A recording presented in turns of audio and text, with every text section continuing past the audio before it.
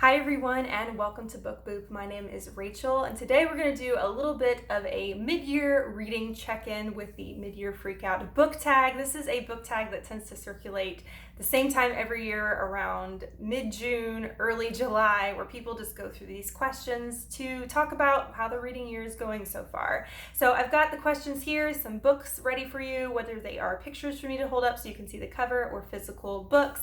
I've also been really struggling talking today. I keep getting tongue-tied. This is my third or fourth attempt trying to get through this video. So if I stumble over my words or have just like terrible brain farts, I'm so sorry, but I just want to get through this video. My goodness, I'm a mess today. So let's go ahead and jump into this mid-year freakout tag, shall we? Okay, so the first question is best book you've read so far this year. Now, when I first looked through my list of books I've read up to this point, I was saddened to see there were a lot of books that were just middle of the road or just stinkers.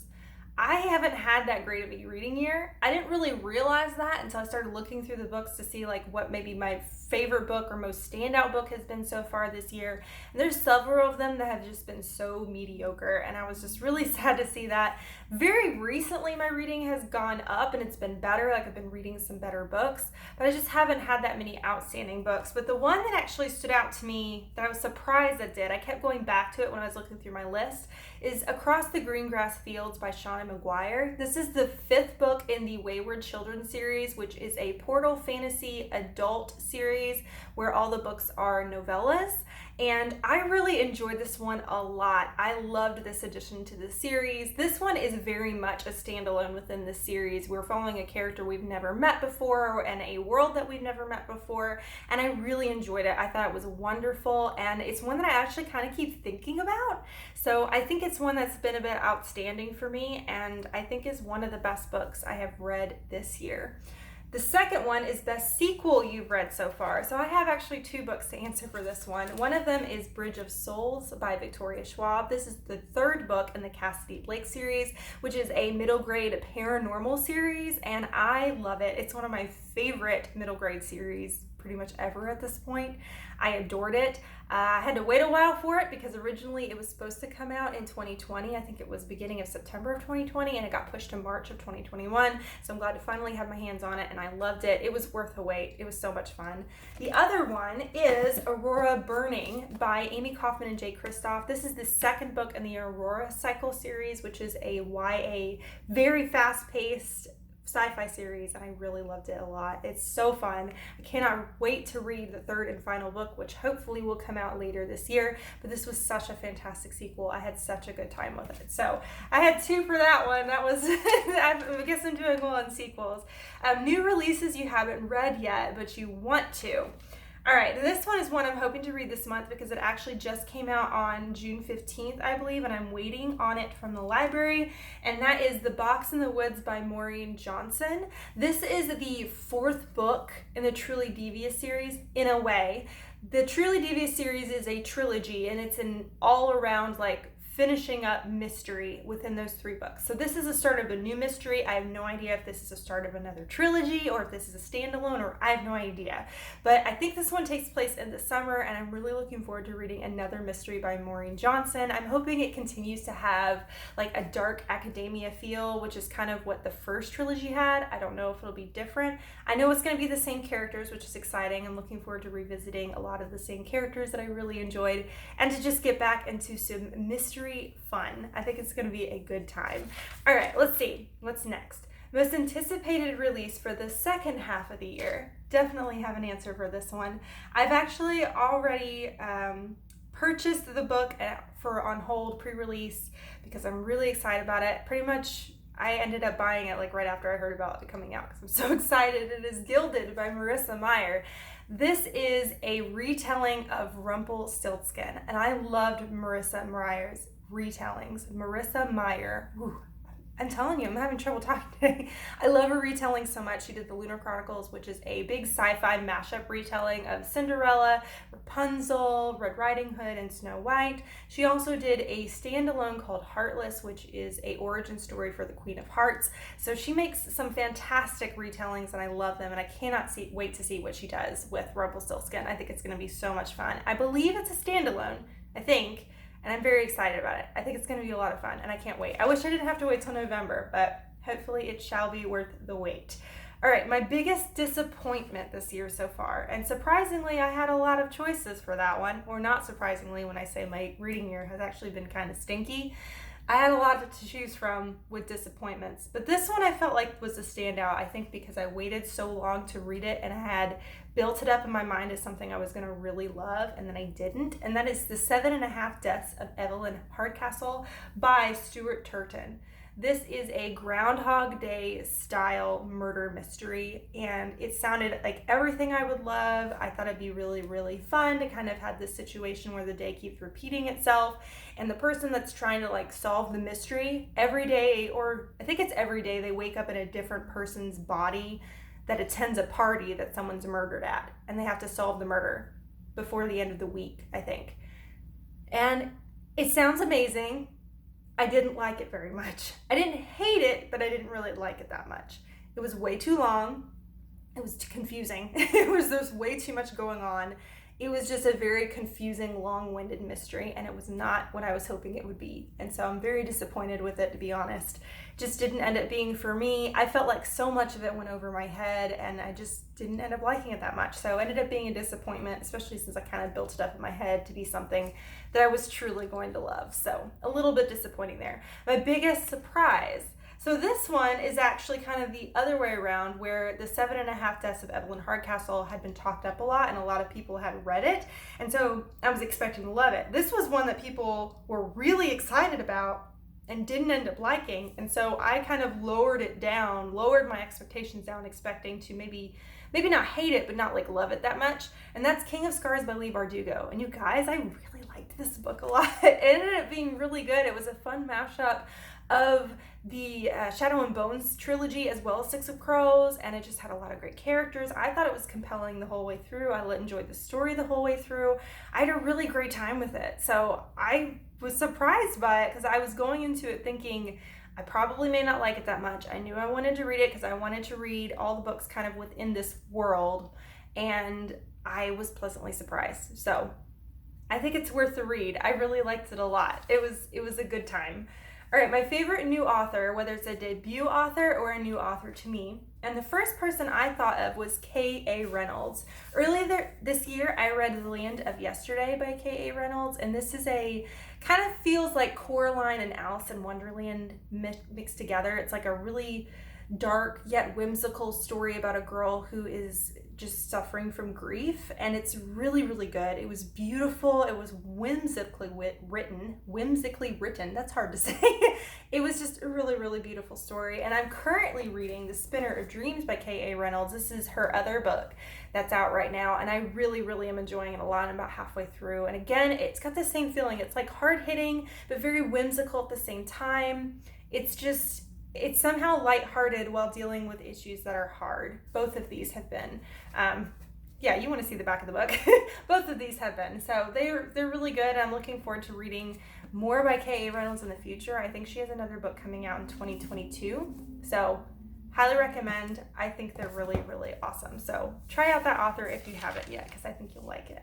All right, newest fictional crush. This feels like a weird one for me because I don't really get crushes on characters necessarily, but the only one I could think of was Cal from Aurora Burning, and he's actually the character who's on the front here. He's described as sort of like this elf Legolas looking guy.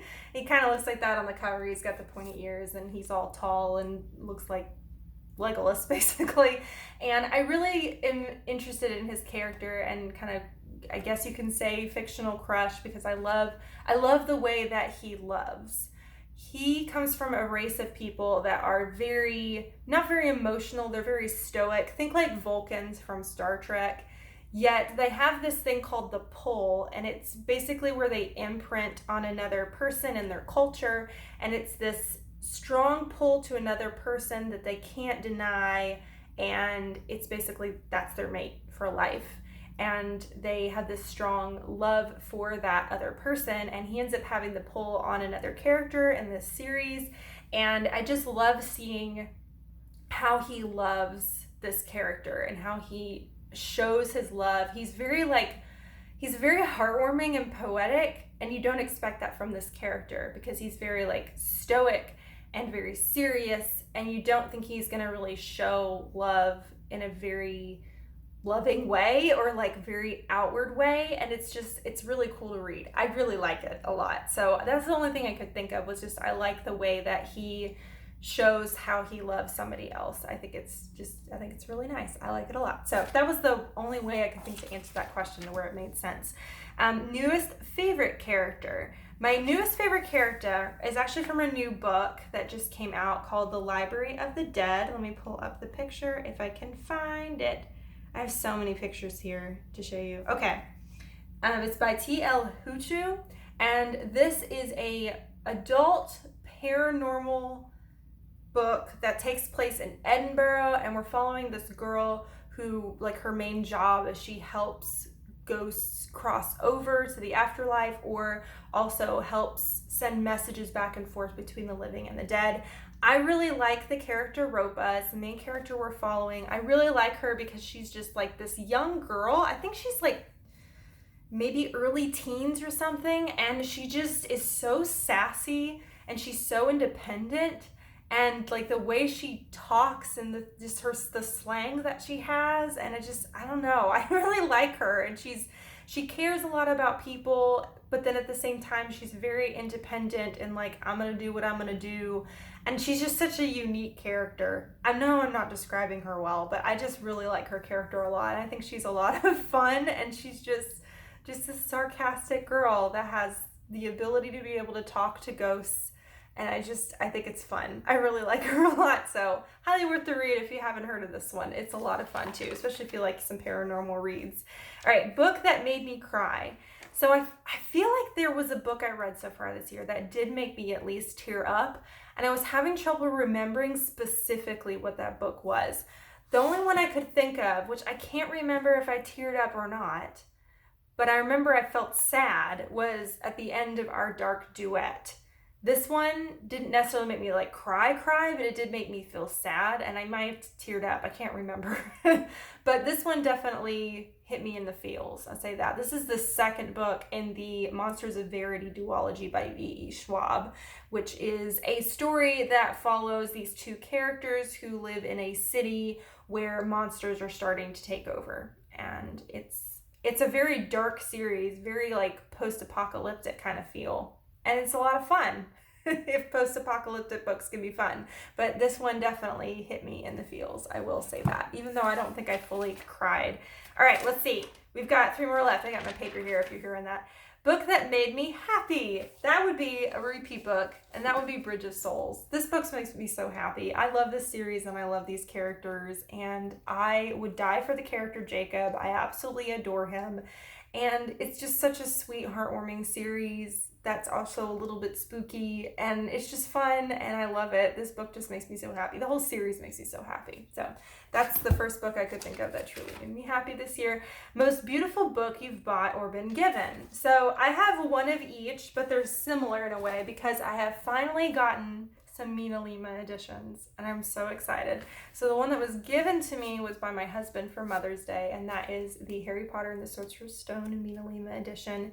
So pretty. If you've never heard of these editions before, it's basically a beautiful book with lots of beautiful pictures inside, but also interactive elements. So things that like fold out. Think of like a pop-up book basically when you're a kid, except this is the entire book of the Sorcerer's Stone. It's a thick boy, and it's got a bunch of interactive elements and pop-ups and all sorts of fun stuff, and it's just so much fun. I mean, we've got the fat lady in there, and her eyes move back and forth, and there's just so much fun. There's Diagon Alley, which that will like unfold completely. It's just so pretty, and I love it.